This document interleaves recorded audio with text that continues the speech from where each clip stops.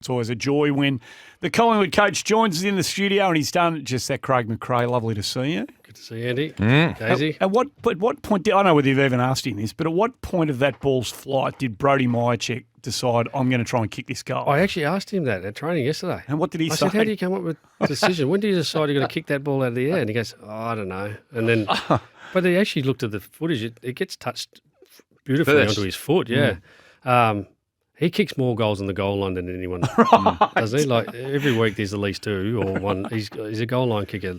No, we love him very much. In terms of what he brings to the group, so he's not an A-grader, but he gives you something that I know you rate. He's an A+ effort though, isn't he? In terms of what he brings. Yeah. So can you just give us a sense for how important he is to... Because we know Collingwood before your time, they were trying to get the big guns in and, maybe Ben King, who knows, he's all this sort of chatter around the place, but this bloke keeps giving you very, very good returns. Yeah, he's one of those guys that had to work so hard to get what he gets or where he is. So he's, he won't lose sight of that. And he plays sore and injured or bruised and battered. And he's an incredible figure in our team. It's amazing with McStay out too at the moment. He's carrying a heavier load, and we've had injuries within games that Kruger goes down against Adelaide, and he's fighting battles by himself against 3 or 4 others all the time. And we don't underestimate his value within our team. He hates attention. I love to put the spotlight on him at times. Can you not do that? Like that. Like he just wants to just do his job and fly under the radar. Yeah, he's an incredible player for us. And on a broader view, we continue to marvel at what you've been able to do when you face adversity, when your team's down, it's just a joke. Particularly in the last quarter, where most other teams you're thinking, well, this game's done, but you've now, because of the consistent and regular performance, players believe, fans believe. We all just we almost want to see you dig yourself a hole because it looks so much fun getting out of it. We don't. But how is it that you've been able to, is there something you've done? Is it training? Is it strategy? What is it that in those moments that separates you from really everyone else in the comp right now? Yeah, like I've said this many times, we've lived in that space more than others.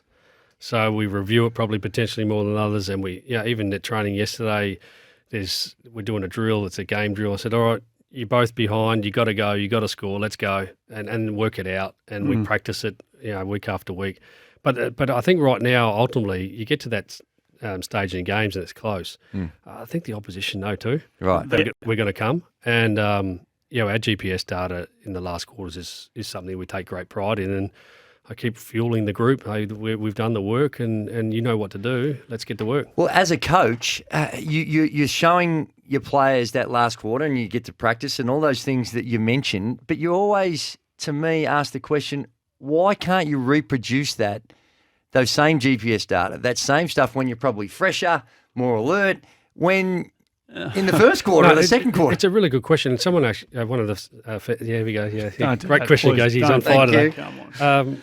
I had a fan yesterday at training ask me the same questions because I like this comeback, but what are you doing in the first 3 quarters? It's a great point. We start the games well. I think we're the second best starting team in the competition, or that was leading into before the weekend. At our second quarter against the Crows, we hadn't scored a couple of weeks ago. So we went into this method. Boys, let's go into the method that we do. Yes. Let's go. Let's get to work. And we scored 3 goals in the second quarter when we weren't scoring at all. So, again, it has worked for us in other avenues. You only probably see the come from behind ways, but we do go to it at other times. Does the personality of the group, is it reflected in that a little bit, that they like to meet the challenge? Is there a bit of that about this group? Yeah, no doubt. Yep. And beyond any method or GPS, it's about want. Yeah. And there's this look in a few of them eyes. Like Braden Maynard, let's stay away from him in 3/4 time. I love him. He just looks and goes, "We've got this." And young Nick Dacos too. He stands right in front of me at the 3/4 huddle, and he's looking me in the eye. And he goes, he's just nodding, and here we go. Because I honestly, I don't have to say much now that there's so much evidence there and belief. You just go, boys, you know what to do. Let's go. Well, the other thing in those moments, and the boys particularly after your Adelaide win, the boys on first crack, they lap it up and they show some just fundamental decision-making of your opponents. And, there's times when they have control of the ball, but they just make some really, really poor decisions. Is that just a pressure thing, do you think?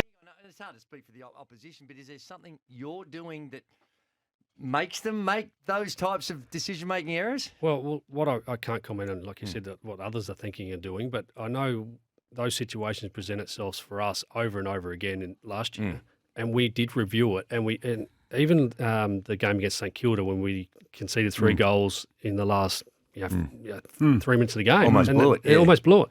And I went through and we showed it in detail. We went through the last 3 minutes and we talked about valuing time. And the little kick in from fullback that takes 8 seconds, that's 8 seconds we don't have to live out again somewhere else. Yeah. And the siren, there was 0 seconds on the clock, 0. So I'm on the bench going, this time's up, blow the siren.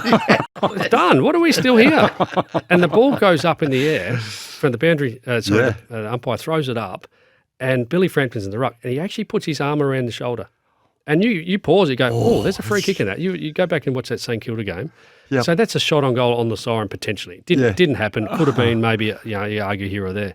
But I said valuing time, that we don't have to play those minutes. No. We're not in that situation if we've done these other things. And we went through all the decisions we make or don't make and how we can do them better. So, again, we're in this position more than anyone else. Maybe we're putting more time into it. Hey, Andy, just on that, because you mentioned Frampton. Now, he's a player when I think you got him on board. I've got some bad news, Gazy. What? He's out. Oh, well. He's out this week. Well, he has been one of the feel-good stories. I'm not allowed to say that. He doesn't get you just said it. So No, but he's been one of the feel-good stories. And when I watch that and you see someone who I listen to the experts and there's some question marks about what role he can play, how effective he can be, and then you see the reality of what happens. And from someone who's trying to study it, you're thinking, is it, and my dad uses this saying all the time, is it the singer or the song? Yeah. Is it the system that's making him look good, or have we just undervalued him in the past? Yeah, love it.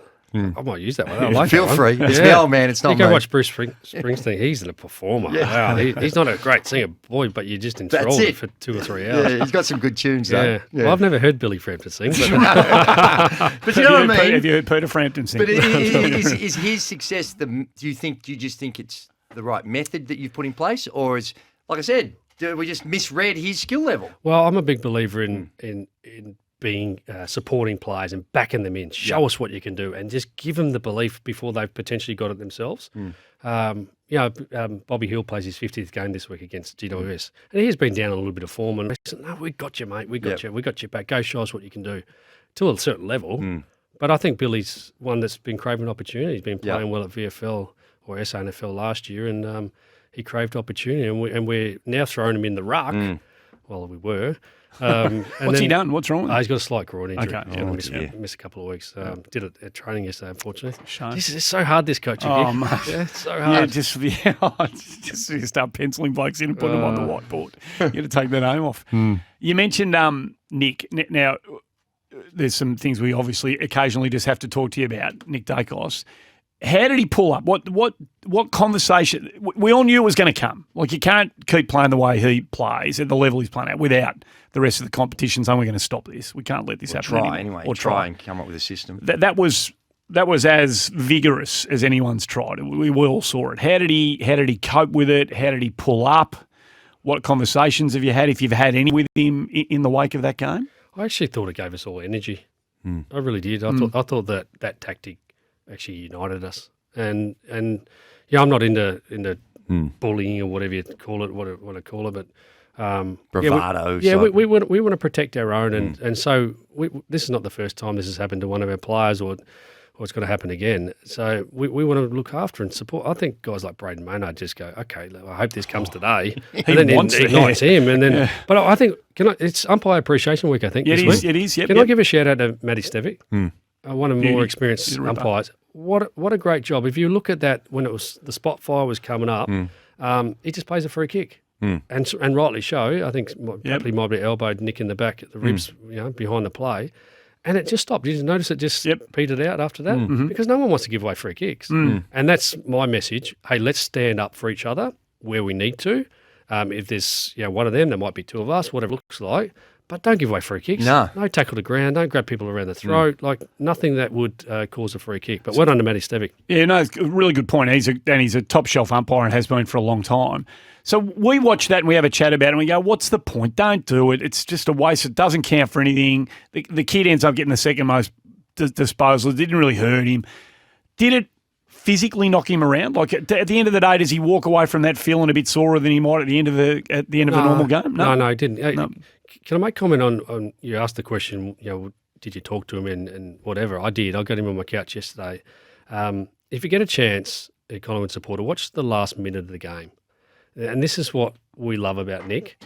And there's the last minute, I think, the scoreboard says we're going to be okay. There's Jack Kinnaman diving for a smother. Parker has the ball out of bounds, 70, 80 metres out. Jack Kinnaman dives, almost smothers the ball. He goes to a contest. Jack Crisp spoils the ball, comes to ground. Nick steps in and smothers the ball. Then he follows up again and lays a great tackle and then spoils the ball out of bounds. There's a minute to go. And I grabbed Nick yesterday and we just watched that 40 seconds and I said, mate, no one can stop you doing this stuff. And right now, like everyone applauding him, number one kicking player in the competition and all this stuff. But I'm not sure if I've seen players of his ilk do that side of the game as maybe what this young kid's doing for us. 5 tackles, led the day for tackles for us. So opposition can't take that away. So I wanted him to see that. Yeah, and that's getting missed a bit, isn't it? The other stuff. Like we're all focusing on the numbers and some people in this room reckon if he keeps going, he's going to be the best player that's ever pulled on a footy boot. Might have got a little emotional. No, stand by. But it's that other stuff that we probably don't spend enough time on. Well, we live in that space, things we can control, and we're really proud of that. Does it endear him? I assume it endears himself to his teammates as well when they see him doing that. But in those moments, I don't know of a player, what's his second season, getting so much attention, so many accolades. We all know that in order to get to the AFL, if you're a player, you need a fair chunk of ego.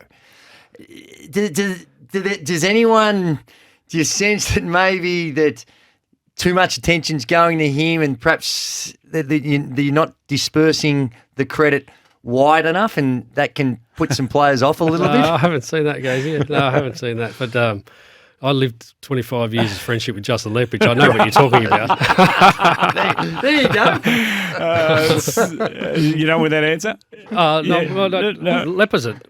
Can I just pump up Leopard while I've got a chance? Yes. Man, his strategic mind is taking us to new levels, and we're so good to have him. And I haven't had a beer for a while. I'm looking forward to having a beer with Leopard for a while. We have some fun times together. Well, don't sell him too much because you might be on the... I reckon he's pretty happy where he is right now. He's wearing the black and white pretty comfortably. Craig McRae's in the studio. Why can't we fix that now? Why can't we just change that going into maybe round 10? Yeah, well, I cringe when I listen to myself back, to be honest. I'm not here to change rules. I just want to get our ground balls right. We all agree with that, though. Yeah, it's stupid. Well, the team comes out tonight and someone's dropped and you go, we haven't finalised our team yet. So it does, ideally we'd like to have 23 named tonight or whatever, and then you can decide whenever, put a deadline an hour before the game or whatever it looks like. Are you happy with the 4 and sub, or would you just like 5? Originally I was saying 5, but then Gil said, well, then you'd want a sub as well. But I think it's working. I actually haven't given it much thought, but I think it's working. Yeah. And players okay. Like Luke Beveridge raised some interesting stuff a fortnight ago about the players either sitting there waiting to come on and the anxiety levels it creates, or being taken off and having to deal with the kind of the perceived shame of that. Yeah, I agree with that. No, I definitely agree with that. We took Bobby Hill off. And I thought, he didn't look, No, we didn't really want to. We'd rather him keep playing. But then there's Jack sitting there urgently, fresh, ready to go. And so I do get that side of it. It would be quite anxious knowing when to come on and have the right arousal level to impact straight away. I do get that. Now, just in the ad break, we were talking, and I don't. You feel free to. I don't know whether you're allowed to talk, but you talk about your process that you go through after a win. Now, hopefully you're willing to share it because it's a great little yarn. Well, it depends on when we play. Yeah. But I tend to go home after wins. Go home, watch the replay, and have a red wine. So I call it red wine replay. Perfect. And just go home and immerse myself in the game and full volume up, commentary and crowd noise. And I don't want to lose sight that how lucky I am to do the job I am, and I want to. Yeah, what you do, you see smiles on faces, and our fans. This week there's been here or there about our fans, but our fans are amazing. Just incredible noise, and I love seeing the smiles on their faces after some of these performances we've had. We want to connect with their fans. We want to take the fans along for the ride, and I get to see that. That's one part of it. And then just to sit as a fan instead of like consumed in decision making and coding. And I sit as a fan admiring our players and then after a couple of red ones, I'm really happy. Do you only watch the wins? You said the wins. You only watch the wins? At this stage, right. But it's, and funny, I had a couple of mates from Adelaide came over round one and we didn't get home till 11 o'clock. I said, do you want to do red wine replay with me? And and just enjoyed it with a couple of other people. It's just something I'm really enjoying at the moment. The job itself is consuming, and I don't want to lose sight of the things that go into it. Well, you mentioned that. I was going to say you mentioned the fans, and it's an army. There's no doubt about that, and you love to see the joy. This week, though, there has been some pushback. The club has made a statement which I personally thought was great. It was fantastic. I thought that they got on the front foot. And I thought it was brilliant work by the Collingwood Football Club. But I can also understand while some fans may feel a little aggrieved because they feel like they may be labelled something that they're not. Yeah. What's your... do you have a response? Well, I don't know if you've got enough time to really break this down, but I've said this before. I go home and there's watching the footy with my 6-year-old daughter, little Charlie girl, and she goes, "Dad, why are they booing that player?" I said, I don't know. And it's young Horn Francis. And he's playing and he's, I said, I don't know why they're booing this player. He said, in my eyes, he's a rising star. What a great talent. And I say to little Charlie, I said, I don't know why, darling, but we don't boo. We don't boo in our house. And I've shared this in my press conferences. But if you choose to barrack a different way to me, that's okay. I'm like, on Good Friday, you might eat meat. I eat fish. Yep. I really that's the way I live my life, and I'm not even religious. I just choose to eat fish. But if you want to eat red meat, guys, you go for it. Okay, you do you. But in terms of this, I think it's unfortunate. I think it's become Collingwood centric. I don't think that's fair on our fan base. I think this is. Are we booing more than ever at the moment? I'm not sure if that's true either. I think we're talking about it more than ever. Yeah. Yep. I think we're doing that. Yeah. And because of the other issues, I think that there are other connotations to the boo than just... And in some cases, there probably have been, like... Yeah, but where I probably want to lead to this is in regards to the statement. When I started the job, I said to the playing group really clearly, and you've probably heard this before, we want to be winners. And we could spend 10 minutes talking about what a winner looked like, on the field, off the field for our playing group. And as I'm trying to do with my daughter, I want to teach respect. I want to teach and educate the closest to me. I'm realising that if you want to change big things, you can do it by little steps. Yeah. And my little step right now is right within my reach with my daughter, and then my players about talking about winners and respect and what that looks like. And then I want to take our fans along for the ride and then educate them about who we want to be.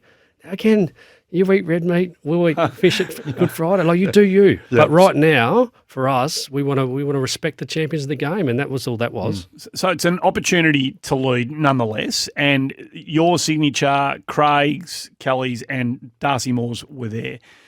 Can you take us in the process? Like when did you know we were going to put out a statement? When did you know that your name was going to be recorded? Did you volunteer to have how did it, can you take us inside and tell us how that came about? Craig Kelly rang me on Monday morning. And can I just say also, he gets a lot of stuff done. Right. Oh, he's a star. I'm so lucky to have him and Graham Wright and Jeff Brown leading our footy club. He rang me and said, look, we want to discuss this situation. I said, okay, well, what do you think? And we talked through it with Nadine.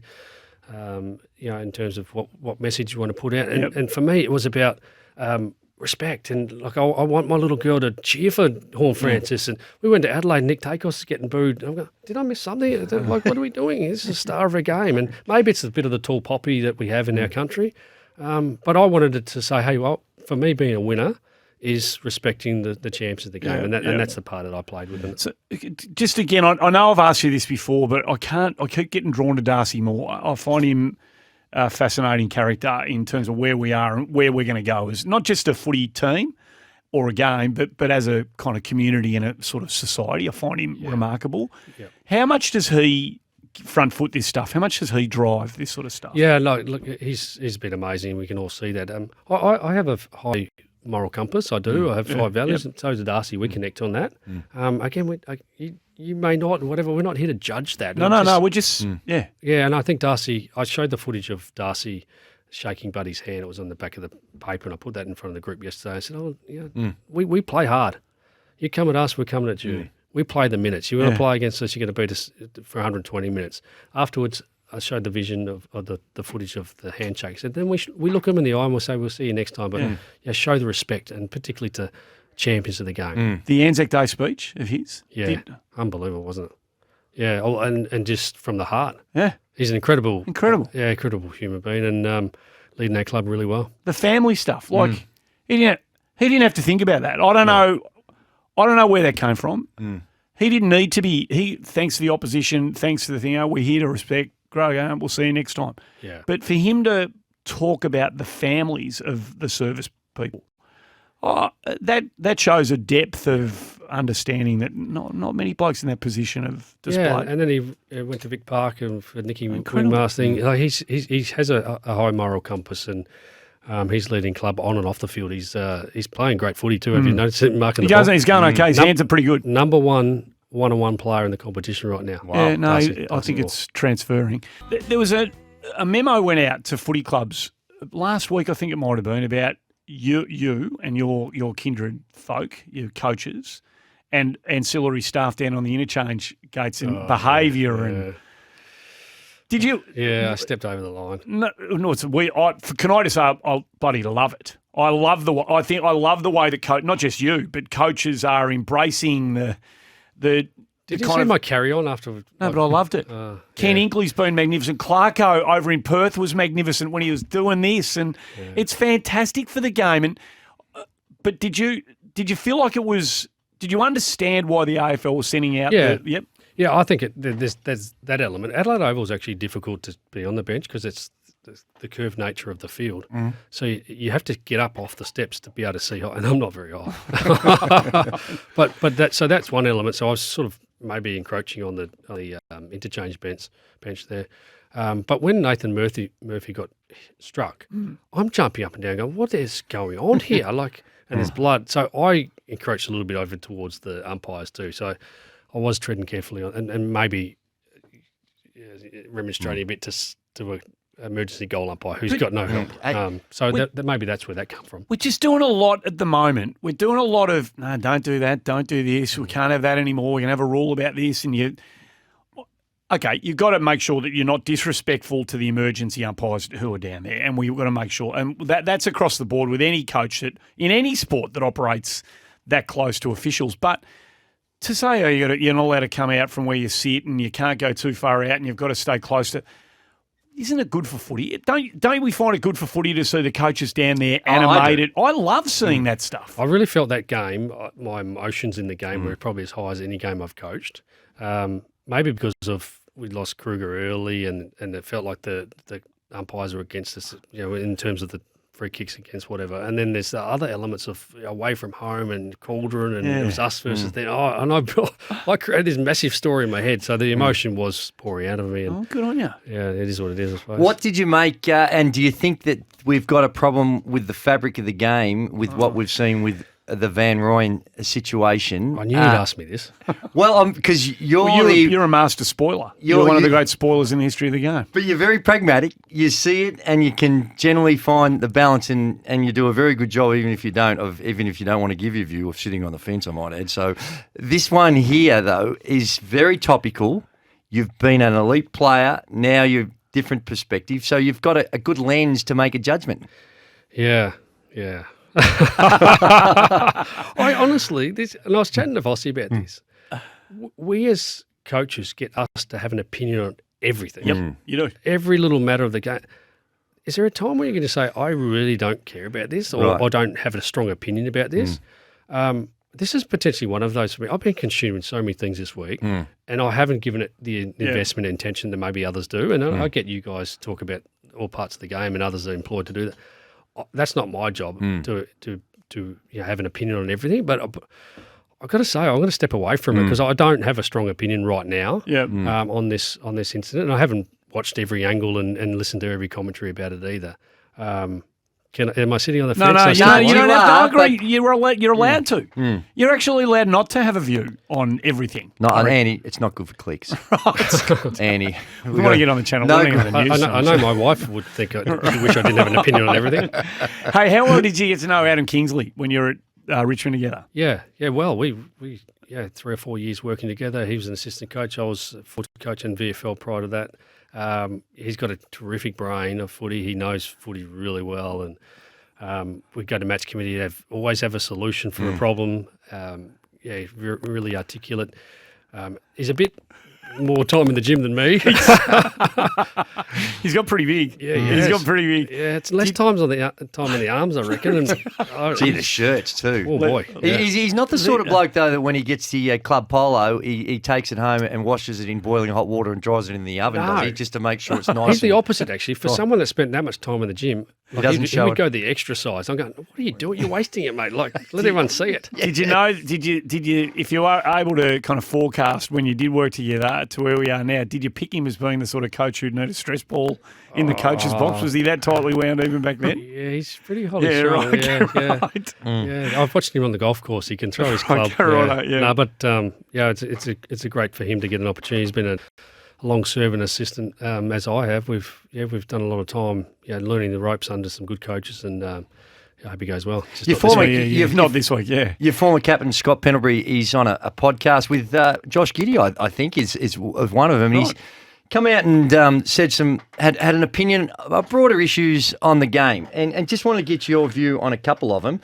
He believes that the AFL top players are heavily underpaid. Heavily underpaid. Heavily underpaid. Is this Josh or no, this is Scott Pendlebury. Okay, yep. He's saying this.